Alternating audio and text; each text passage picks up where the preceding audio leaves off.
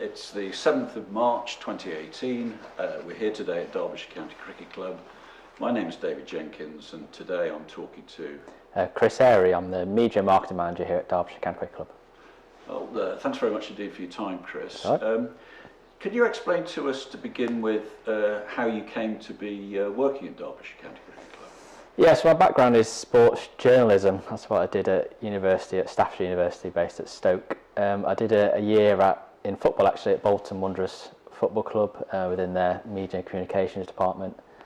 Obviously, I live down in the Midlands, so I've come close to home. There's a job opportunity here at Derbyshire, so I decided to move down here in primarily a media role, but obviously within this organisation, the size of it, you take on a lot more job opportunities, a lot more responsibilities, so you do more commercial, obviously you do more marketing, and now my job's evolved into a media marketing manager position here at Derbyshire.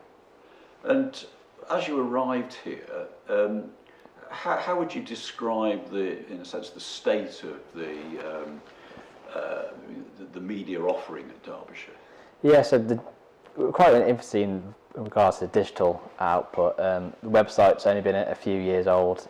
Social media was still quite a new thing to many. Our followership was quite small, so it's about trying to grow that engagement and that followership is the first goal we had to try and achieve.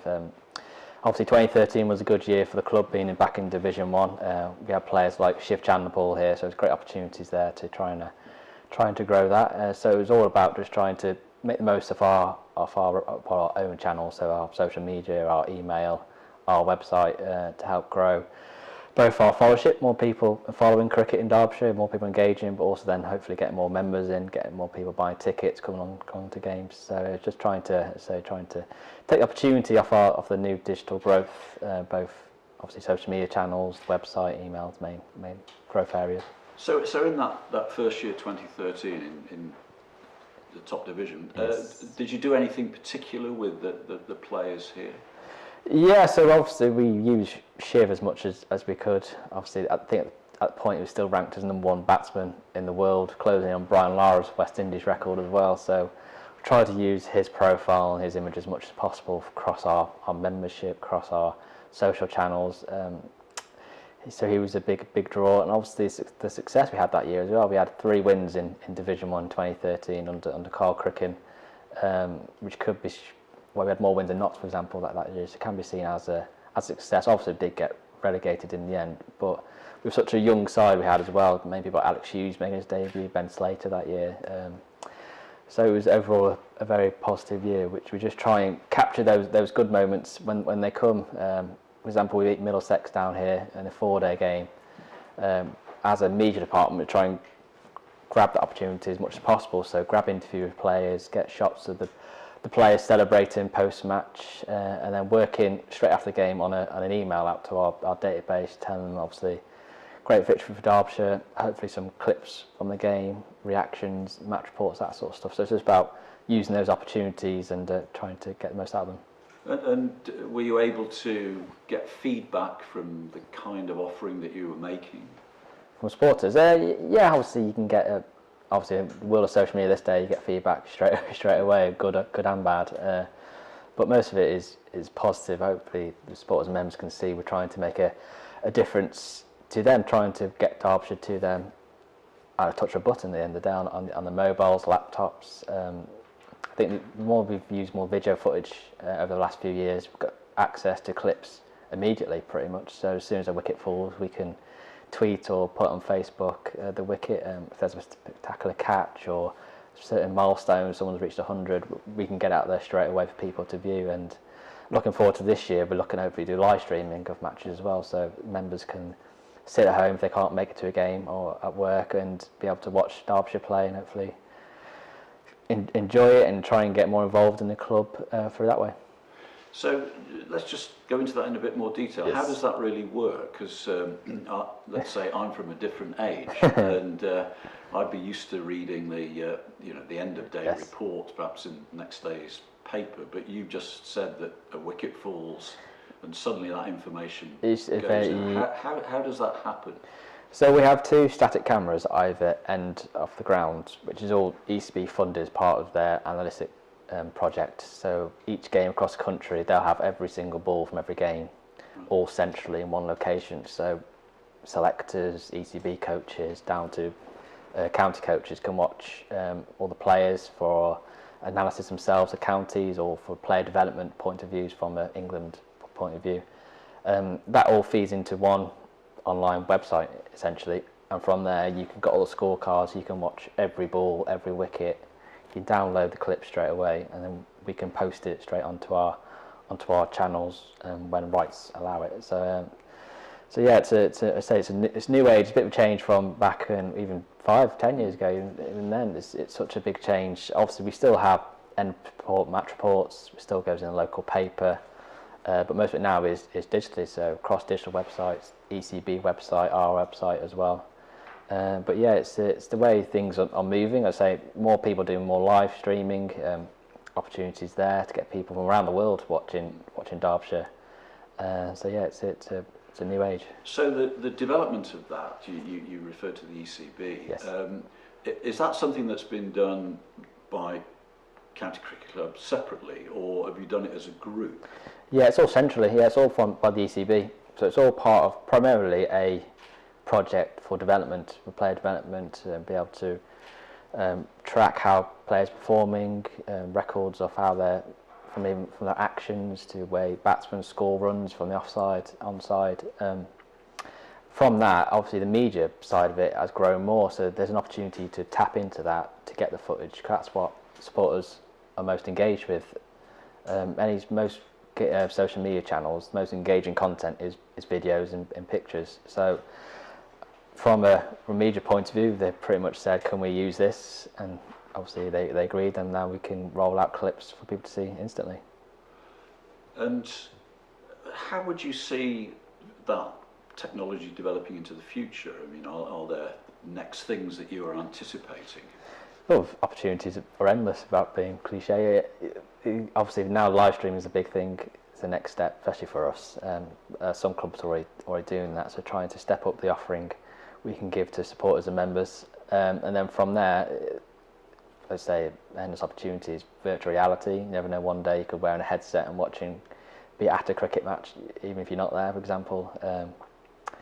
Development of websites, be more interactive. You can do votes online now for a man of the match. You can even, I don't know, in the future vote for what batsman will come next. I don't know, anything could happen. It's so many opportunities with the digital age, more video softwares developing, virtual reality, as I said, that's another option. So.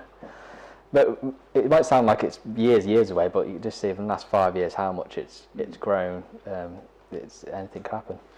And is there anything lined up for the new season, which is only 4 or 5 weeks away? Yeah, so for us it's live streaming, as I've mentioned a few times now. That's what we're looking to do, hopefully, to bring members, supporters, the action live straight from the ground, from our cameras either end, so that'll be available on our website. Hopefully for this year, which is exciting. And will that cover the whole of the match? Yeah.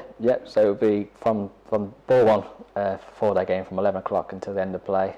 Hopefully also for the 50 over and T20 games as well across the whole season. So it's worked well at other counties. I think Notts have done it, Somerset have done it. I think it's, especially for cricket, it works quite well. So while people are either at home or working, they can get it on the website or on a tablet and be able to watch it in the background or focus on watching it. So it's a nice new thing to do. And what about your time here in terms of interaction with the players? Any particular instances that you can recall of cricket at Derbyshire? Well, it's been, I say, my first recollection is with Shiv Chandler. When I first started to have a player like that around was a great experience, and he was a great chap to work with. He was very willing to do. Obviously, had great interest from media, so willing to do as much as possible. And he was there for 2 years. So it was great to have him. Obviously, the overseas people like Hashim Amlas, he was a great chap to work with. He had a lot of interest around T20 with him. We had a media day here with him and Shida Freedy, for example, and he spent the whole day doing about 20 different interviews, and he was more than happy to spend the day with people. And this year we had Imran Tahir. Again, great to be around. He would always give his time for fans, spent time doing interviews and taking pictures after games. Even at Chesterfield, I remember he was out in the middle, wanted to do some practice. He was waiting for Hamid to come and join him, but he was doing an interview at the time actually. So one of the spectators went out and kept wicket for him, for example, and he was absolutely more than happy to bowl and spend time and chat to people. So he was great. And he's passed a lot of his knowledge on to people like Hamid Kadri this year. So he was great to have. But no, yeah, it's 5 years has gone quite quickly. But there's a number of occasions where players have been helpful and helped out. I suppose in cricket they always seem to be very happy to help. They see the importance of getting the coverage and connecting with the fans and being approachable as well. So they've been great to work with.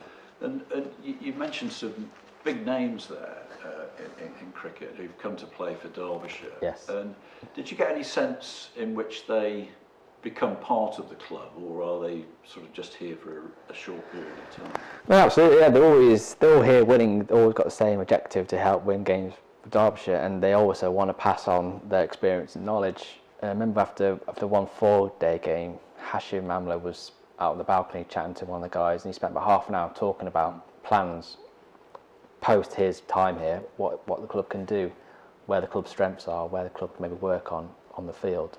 And he was able to share that knowledge, and it's so important to get international players who've played the game for 10 plus years, pass on that knowledge to maybe the younger guys, maybe some captains who are not as experienced. So to have that people around is invaluable. People, I say, Channel 4, when he came over, he would work with younger guys. He set an example to many of the young guys. He would spend hours and hours in the nets, really, by himself on the bowling machine, set about 90 miles an hour, tapping the ball down, not trying to hit it, just hit bat and ball. And he set that example for the young guys working with him. So this is what you need to do to be a test cricketer, to be one of the best ever. You have to put in those long hours. So to get those international overseas involved is crucial, both obviously the experience and talent on the field, but also passing on that knowledge to and set an example, I suppose, to younger guys in the dressing room. And who are the big names you've got this summer coming up? Yes, we've got Mitchell Santner for the second half, so he'll play the whole Vitality Blast at the end of the Spectators County Championship. And the first half, we've got Duane Olivier, so the South African test bowler. He'll be here for the first half of the season, and we're still working on a second overseas, hopefully for the T20 as well. So it's all got a nice balance there. It's best to have, I think, hopefully you'd ideally want overseas for the whole summer, but with international schedules, IPL these days, it's difficult to do that. So we have a nice mix first half of the season, so he'll do the 4-day and the 1-day competition, and then some for the T20 and the second half. And from a sort of marketing and media point of view, do you have a build-up with these players, or do they just suddenly appear? Because I mean, as we're speaking today, I think Santner's played in the 1-day international against England. So obviously we announced the news, I think it was about a month ago. And obviously players aren't here; they're across the other side of the world. Actually, they say playing in series. So we announced it. Obviously, not many players around. We trying to. Obviously, it's a great occasion for us to push over T20 or the 4-day competition. So we use that opportunity as much as possible through clips of him playing. For example, he played last year for Worcester, so we've got loads of clips we can use from that. And then they pretty much arrive in I think it's June. He's due to arrive. Again, we're trying to use that opportunity as much as possible as obviously a marketing tool, but it's great to let the supporters know that he's here, he's fit and ready to go. But for example, last year we had Imran Tahir. We used obviously his profile as not only on the field, but his celebrations always great to watch, and he's obviously great with the supporters as well. So from a marketing point of view, we do try and use these marquee players as a selling point, and hopefully get more people to come and watch these great players play, and obviously also helping to win games with Derbyshire as well. Yeah. And when Tahir was here, did he do anything with the players, other people in Derbyshire over leg spinning? I mean, he's one of the top bowlers in the world. Yeah, so he worked with Hamidullah Kadri, so he's a young off spinner we've got.